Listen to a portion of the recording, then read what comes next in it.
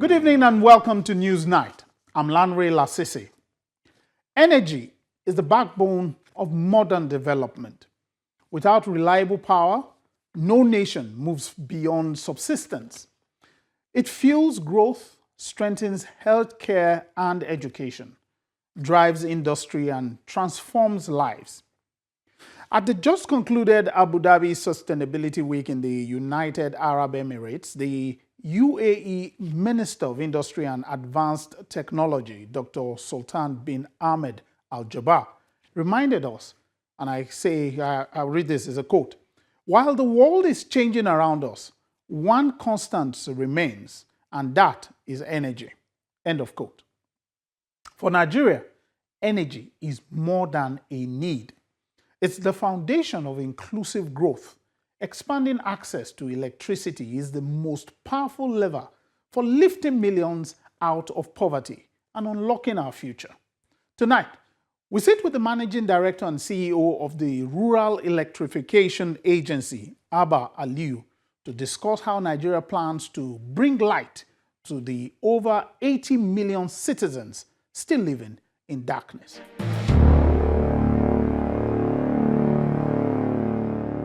Welcome to News Tonight. Thank you. Thank you for having me. Okay, I would like you to start from how you've been meeting up with the mandate of your agency. Yeah, so the Rural Electrification Agency, our mandate is very clear. The first of our mandate is for us to bridge the electricity access gap. The country has quite a number of people without electricity access, so we are expected to bridge that gap by providing electricity to this number of people. The second part of our mandate is to enhance reliability. There are communities that they have the access, but the quality of the supply is not good. They receive quite less than 4 hours of service in 24 hours of a day. So we are expected also to intervene in such underserved area by enhancing the reliability of the service. Then the third part of our mandate is for us to intervene in some specific sectors of the Nigerian economy, be it education, health, agriculture, and recently security, subsector of the country. So these are our mandates. And we do that, we achieve that by deploying distributed renewable energy to bridge that gap. So for the communities that are without the access, we build the generating plant within the community, build the distribution line, meter them and provide them with the electricity access. And for such also communities that are very close to the grid, we extend the grid, meter them and provide them with that access. For the education, agriculture and health, we identify some critical institutions that are providing these services, and we intervene by also deploying the generating plant, distribution network to make sure that we provide them with this access 24/7, quality, sustainable, and more importantly, affordable electricity. So this is how we do it. Okay, so from your explanation now, the mandate has increased from rural electrification. Some other people, schools, businesses have been brought into it. Exactly. But if you look at from your research, I'm sure this is part of what you could or should have done. How wide would you say, what's the number of Nigerians that you feel your mandate covers? So based on the most recent World Bank estimates, the country has about 82 million people that are without reliable supply. But out of that 82, about 40 million of them are without access completely. Then the remaining 42 are those that reside within this underserved community. Okay. So if I'm to estimate, to say that Rural Electrification Agency has the mandate to this 82 million as its own customers to provide them with this, be it creating the access or be it enhancing the reliability of the service in this community. And what we did was to now do the mapping of the country. Okay. Because the 82 may be a fictitious figure. Where are they? How are they? So what we first did was, for the first time in the history of the country, we did the mapping of the entire country. We identify the over 153,000 communities. Not all of them to say that they are not served or fall within the category, but we identify these communities. From Lagos State, for example, as a community with the highest number of households, about 2.3 million houses in Lagos, to a community that has just 2 houses. We have the data now. From my system, I can show you this community, and I can show you all the socio-economic nuances of the communities. The number of households in the communities, the estimated number of people within the community, the socio-economic indicators of the communities, including even security incidents around the communities. Wow. So we know that. Then we also identify the electricity indicators of that community. Is this community not served, or is it an underserved, or is it a fully served community? So this is what we did for us to now narrow down this 82 million people and to identify where they are, and to also determine the least cost of providing them with the electricity. Okay, so from your own study then, which part of Nigeria has the greatest need? So mostly the Northeast has quite a number of communities that are without access, based on the data that we have seen, followed by also Northwest. We have seen a number of that. But most of this community in the Northeast and the Northwest are sparsely populated community, which means that it's not economically viable to extend the grid and give them, right? Because the consumption is very low and there are very few houses, and the houses are sparsely populated. And that is why, if you see the data, you will see that in those communities, our least cost of providing them with the electricity is to deploy solar home system. That is rooftop solar home system that will power the houses without really putting in distribution network there. But there are also communities, for example, in Southeast, that are required intervention by extending the grid, because the grid within the Southeast and Southwest, it's well connected, exactly. But there are communities without this access, and there are communities without the reliability of the supply. So in those communities, we deploy what we call the interconnected mini grid. Since the grid is already there, it's a matter of reliability. So we put in the generation plant within the community. And during the day, when the cost of producing the electricity is almost zero, we generate the electricity using the solar system and power the community. I'm interested in when you start talking, I'm interested in the financing. Nigeria is a country that a lot of things are pulling and fighting in the budget. But from what you're saying now, you are trying to address needs across the country, and it appears the number of places you need to address is growing. How do you do financing?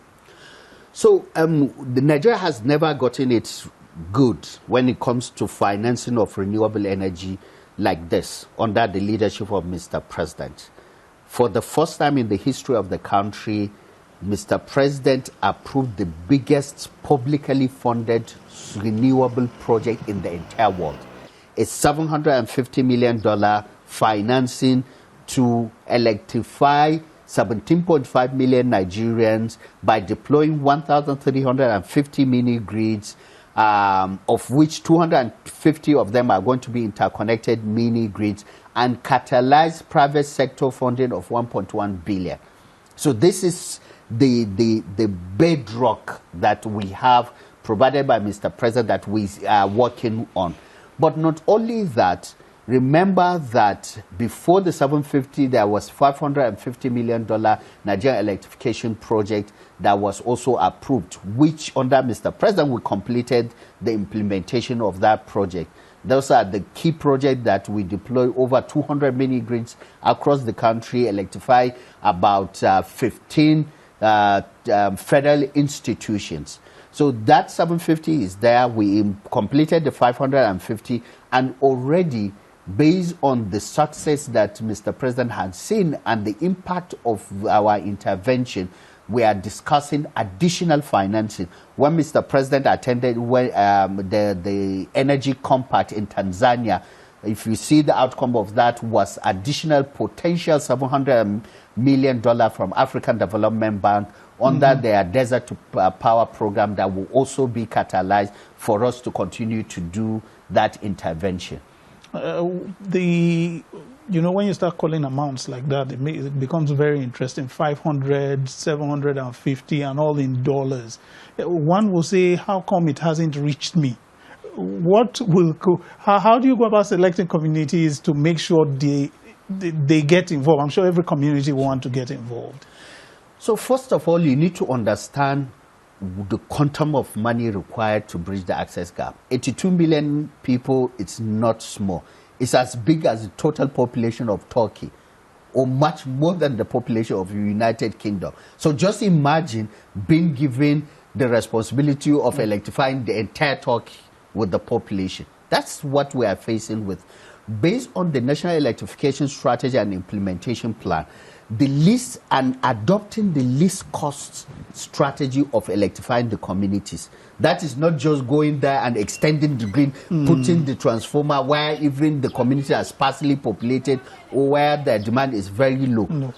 Taking into account the least cost of electrifying this community, what is required to electrify the country is $23 billion US. This is what is required. And what we have, first it's 550, then the 750. So you can see that we only have a fraction of what is required. Yes, exactly. But we are very systematic in our approach. We are moving away from the approach of getting funding, issuing contracts, deploying this. No, we are beginning utilizing our resources in the most efficient way. What we are doing is the little resources that we have, we are using it to catalyze private sector funding for us to address the gap.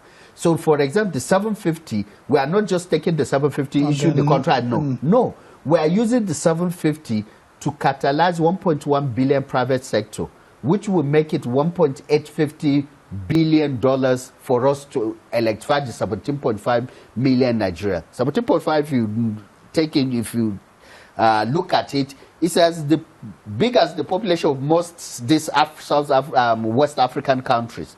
So this is how we do the funding, and that is why, in as much as we are doing more, people are not feeling the whole thing. But there are communities that you go and they would tell you that this is the best time of our life.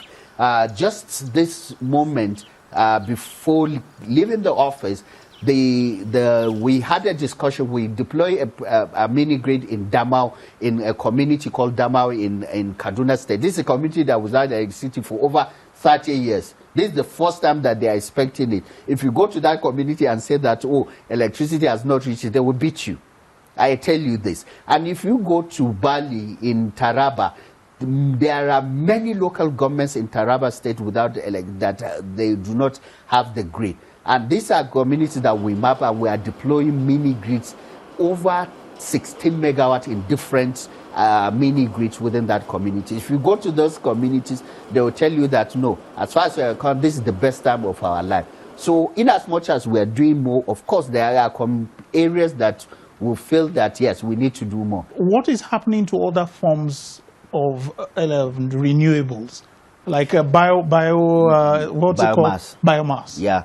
No, absolutely. We are looking at other sources of renewable energy. Yes.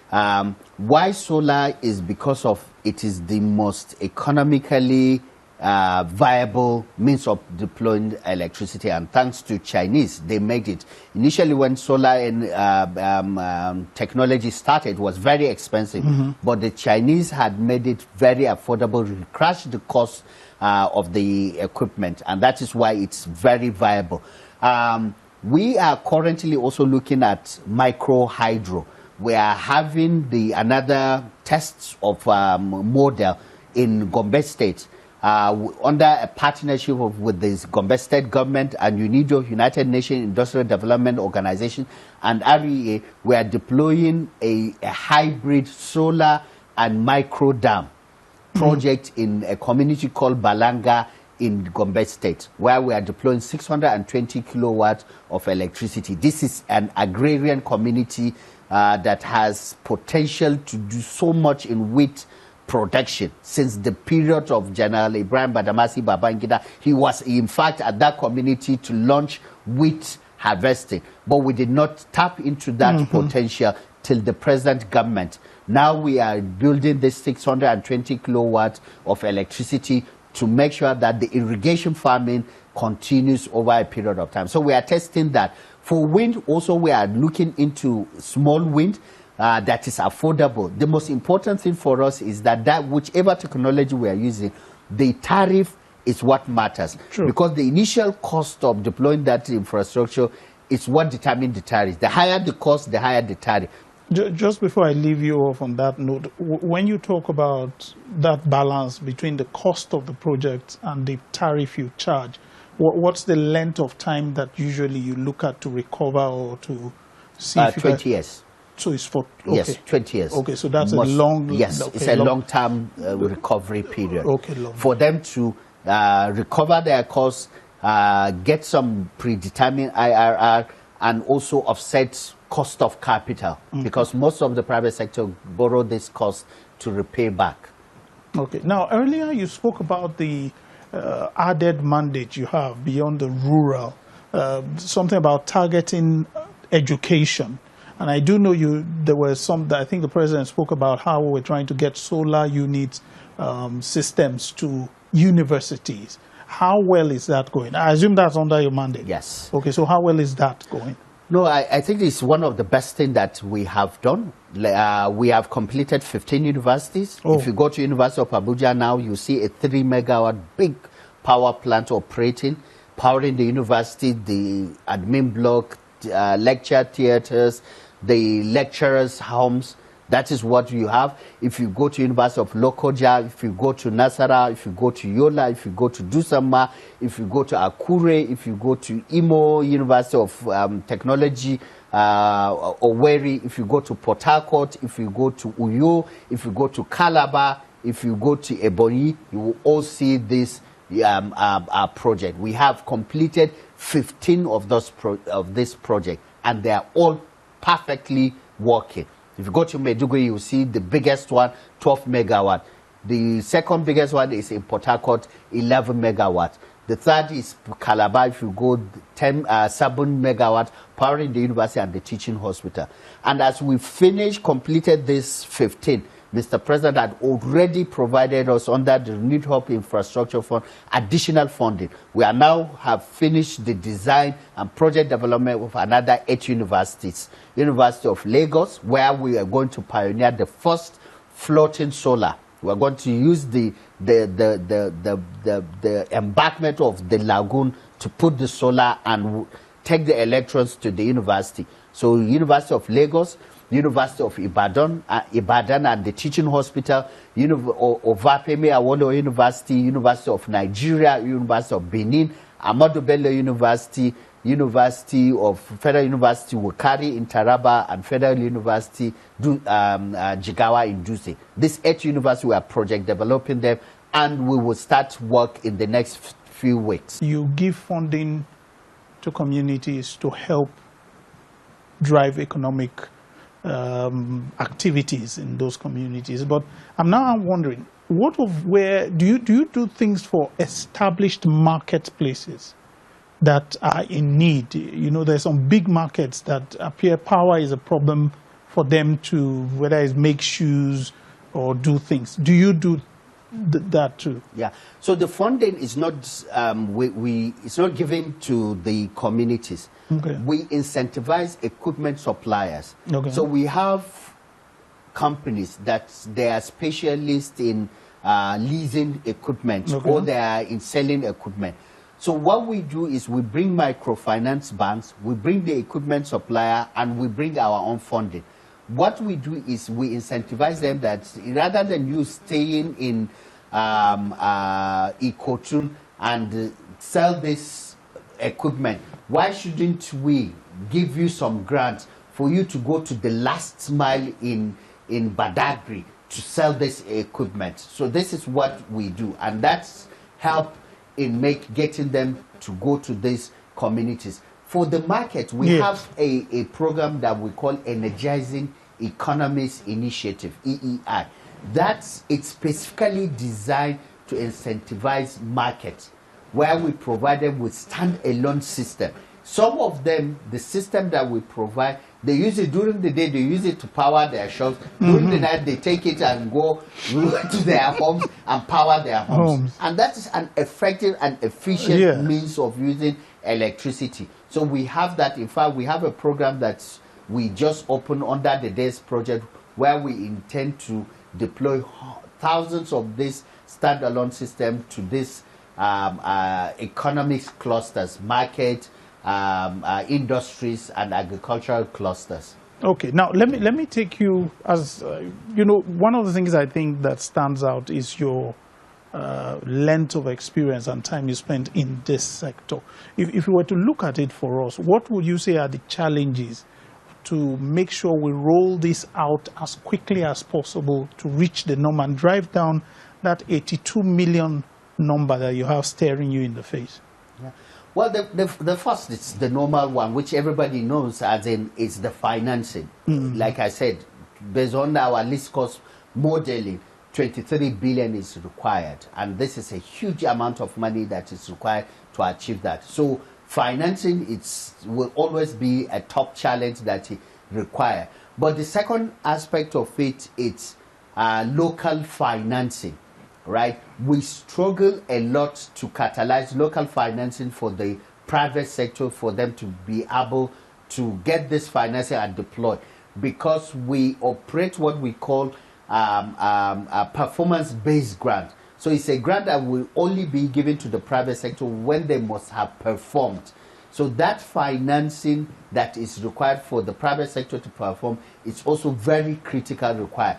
And we are engaging with the Nigerian local banks to understand, because it's, renewable energy ecosystem is new to them. So we are struggling getting them to understand the financing and be able to key in.